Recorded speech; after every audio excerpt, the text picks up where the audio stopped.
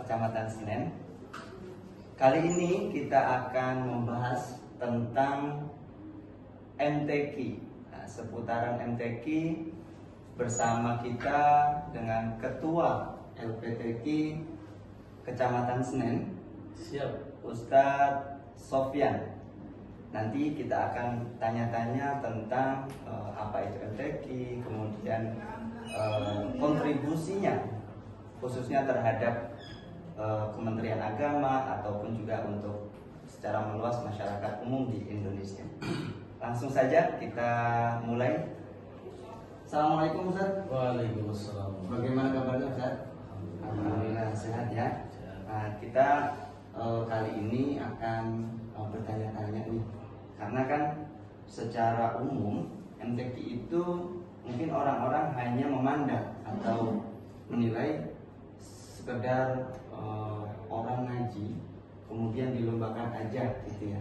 Mungkin Ustadz ada gambaran atau wawasan yang bisa membuka sahabat KUA Kecamatan Senen ini bisa lebih memahami apa sih MTQ. Assalamualaikum warahmatullahi wabarakatuh. Waalaikumsalam. Sahabat podcast KUA Kecamatan Senen yang dirahmati Allah Subhanahu wa taala. Perkenalkan, sebelumnya saya Sofyan. Dalam hal ini saya sebagai pengurus LPTQ Kecamatan Senen. Bahwasanya MTQ yang yang ada di dalam kegiatan dari lembaga pengembangan tilawatil Al-Quran itu, selain itu juga ada STQ, seleksi tilawatil Quran. Bahwasanya harus kita ketahui bahwa STQ ataupun MTQ itu bukan hanya ajang untuk unjuk kemampuan, akan tetapi yang selama ini saya rasakan sebagai penyuluh ya, itu sangat besar sekali manfaatnya, terutama karena saya bernaung di Kecamatan Senen, khususnya di Kelurahan Bungur ini, begitu besar manfaatnya bagi generasi Quran kita di Kelurahan Bungur ini. Kronologis atau yang dapat saya sampaikan, mengapa sih MTQ atau STQ itu sangat berpengaruh besar. Saya dulu waktu baru masuk di Kelurahan Bungur ini, khususnya di Pasar Poncol ya, jadi banyak sekali ya hal-hal yang terkait kemaksiatan di situ. Sangat kompleks sekali di Kelurahan Bungur. Akan tetapi ketika kita masuk di dalamnya dan saya mengajarkan Al-Quran kepada anak-anak ya, lalu beberapa tahun kemudian ada ajang musabaqah tilawatil Quran, seleksi tilawatil Quran, saya ikut sertakan anak-anak didik saya itu. Alhamdulillah, ketika ada satu hasil atau prestasi di dalamnya akan mempengaruhi generasi-generasi yang lainnya untuk mengikuti, dan secara otomatis ketika anak-anaknya itu mampu membaca Al-Quran dengan baik, bahkan dibarengi juga dengan meminimalisir tingkat kemaksiatan. Oke, jadi memotong Ustaz, berarti dengan adanya penyelenggaraan MTQ ini yang awalnya adalah pertama mengajarkan dulu Al-Quran kepada masyarakat, kemudian kesini lama-lama menjadi menghilangkan ya kemaksiatan. Berarti itu salah satu dakwah juga ya, syiar juga ya. Jadi sahabat semuanya bisa disimpulkan bahwa MTQ ini juga mampu untuk menyebarkan atau mensyiarkan agama Islam melalui literasi Al-Quran.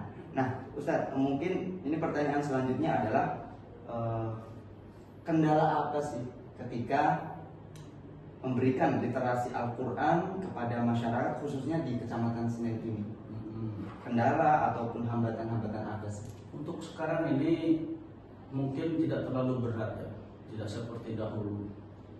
Dahulu itu anak keluar dari majelis taklim lalu disuguhkan orang mabuk, orang main judi, yang akhirnya itu kami sangat khawatir sekali, sehingga kami bersinergi dengan aparat pemerintah seperti RT RW supaya bisa menghilangkan hal tersebut, supaya tidak mengganggu daripada psikologi ataupun mental daripada anak-anak pengajian di majelis taklim tersebut.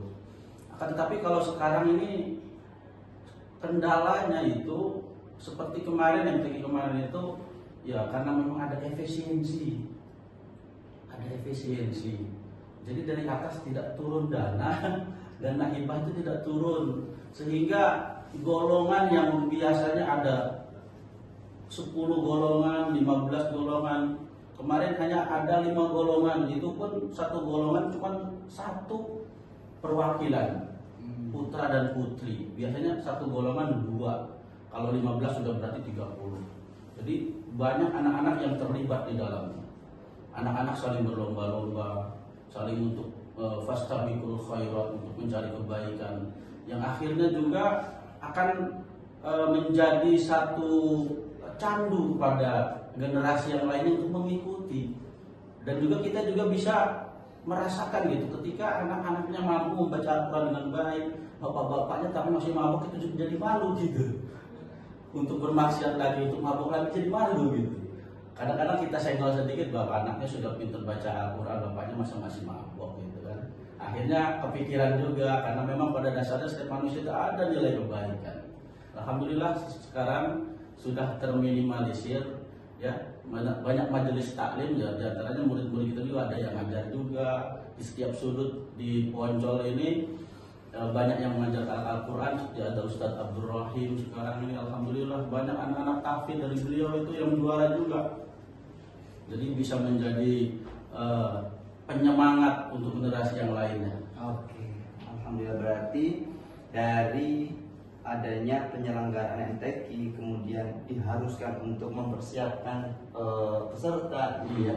Dimana persiapan ini tentu tidak hanya sehari 2 hari, berbulan-bulan anak harus atau peserta ini diajarkan mengaji dengan baik, dan itu justru menjadi stimulus atau sebagai penarik atau penyemangat untuk orang tuanya, kemudian saudaranya dan lain-lain untuk ikut mengaji gitu ya Ustaz ya. Ya, dan ini pertanyaan terakhir nih Ustaz. Kalau menurut Ustaz Sofyan sendiri, baik itu sebagai panitia ataupun sebagai penyuluh agama Islam di Kawah Kecamatan Senen, apa harapan terbesar untuk MTQ ini berkontribusi di Kecamatan Senen ataupun secara luas di Indonesia? Ya, saya sih mengharapkan untuk seluruh stakeholder, khususnya yang ada di Kecamatan Senen ini, bisa ikut berpartisipasi gitu. Karena ketika ada kendala hal dana ya, saya menginginkan itu para stakeholder, para camat, lurah, atau orang-orang dermawan lainnya gitu bisa memberikan sumbangsihnya supaya kegiatan ini bisa terus berjalan dan bisa menambah terus generasi-generasi Qurani kita, sehingga tingkat-tingkat kemaksiatan, hal-hal yang tidak kita inginkan itu bisa terminimalisir.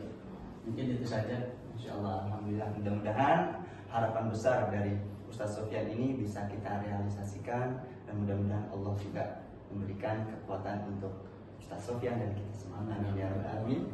Kita tutup. Terima kasih Ustaz Sofyan. Kita tutup podcast hari ini. Assalamualaikum warahmatullahi wabarakatuh. Waalaikumsalam.